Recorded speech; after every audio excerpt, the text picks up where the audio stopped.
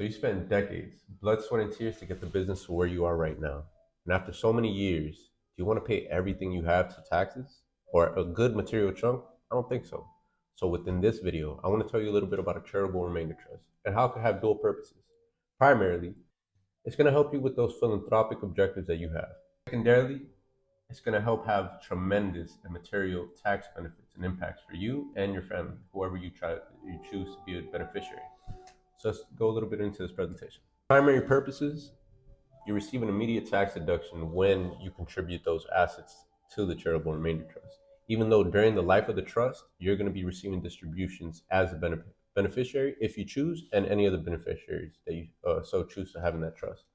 At the end of the last beneficiary, the big kicker is that once the last beneficiary passes away, the remaining assets will be contributed to a qualified charity of your choosing or the beneficiary's choosing. And that's how you're going to be able to receive that immediate tax benefits when you contribute it. Because no one could really take money with them when they go, right? So why not contribute those assets to where you believe they're going to have a lasting impact on the society you live in or the societies you want to leave a lasting legacy for. Another thing is capital gains deferral. Instead of taking the capital gains all at once, what you're going to do is you're going to exclude a certain amount of capital gains in a specific example, and you're going to defer those capital gains over time. So you make sure you don't receive all those capital gains tax in once and minimize that impact by managing the distributions over the lifetime of the trust for the beneficiaries. Third is the income stream. Those assets that are sold within the trust, they get reinvested into the properly diversified portfolio that's personalized to your financial goals, your risk aversion, liquidity needs, and also your tax considerations. So what are some of the internal revenue codes that govern this type of structure and this type of vehicle?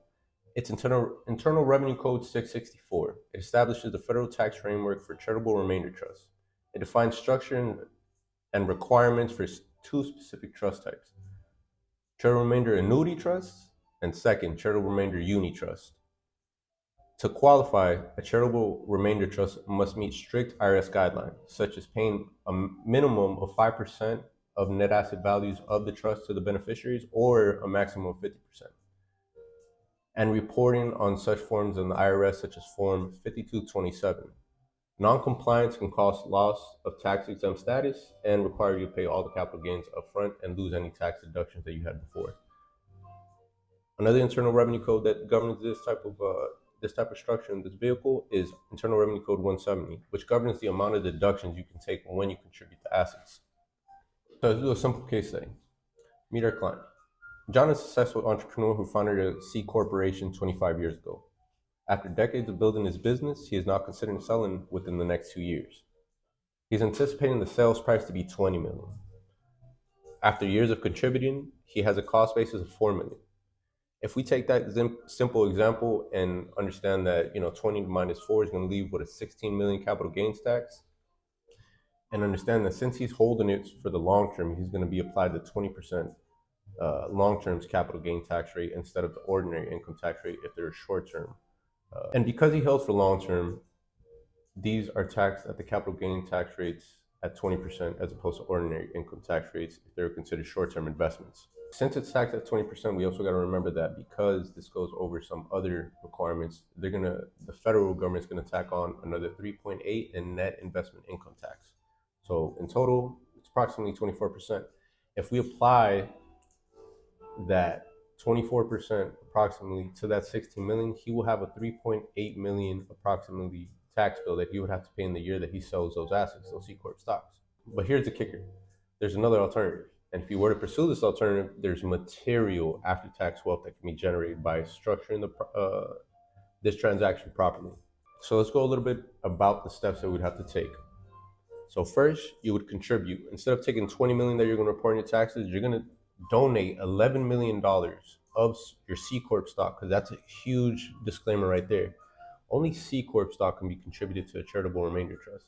So you contribute those $11 million to the charitable remainder trust, and that's excluded for you. You have to report on your tax return when you sell.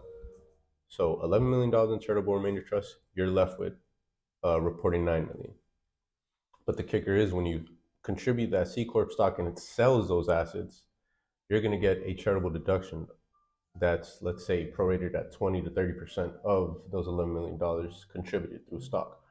So let's say you're going to get a deduction of 2.2 charitable deduction for contributing to that C Corp stock. You report 9 million, and your prorated cost basis for the 9 million you're going to report is 1.8. So 9 million minus 1.8 of prorated cost basis leaves you at 7.2. You have another, let's estimate 2.2 of charitable deduction. That leaves you at 5 million that you have to report. That's going to be taxed at the long-term capital gains rate, which approximately is about 1.1 million. So you compare 3.8 million to 1.1 by implementing the charitable remainder trust. You're able to reach the first objective, which is the philanthropic goals that you have, but also to keep more after-tax wealth for you and your beneficiaries. And throughout the life of the beneficiaries, they're going to be able to receive distributions that equate 5% of the net asset values of the trust. And at the end of the last beneficiary, they contribute that to the qualified charities that the beneficiaries have agreed upon. So one big kicker that we're going to review as we go on to this next slide, the charitable remainder trust strategy tax analysis, is that when you contribute those assets, whether it's money or stock, but in this example, stock to the charitable remainder trust, you have to make a calculation on what's the remainder value in the future that should be theirs to contribute to those qualified charities. And these qualified charities have to be recognized by the IRS as a 501c3 company. And another thing to be cognizant of when and if you do have this type of vehicle implemented and structured for your beneficiary and yourself is that at first, in the early years, you're going to receive distributions of the capital gains from when you sold those assets of your business. So one more thing to be mindful of, and this is an approximation, estimation of what is the order of the distributions. At first, when the assets are sold within the charitable remainder trust, the capital gains associated with selling the private C Corp shares are going to be distributed first, but those are usually taxed at 23.8%.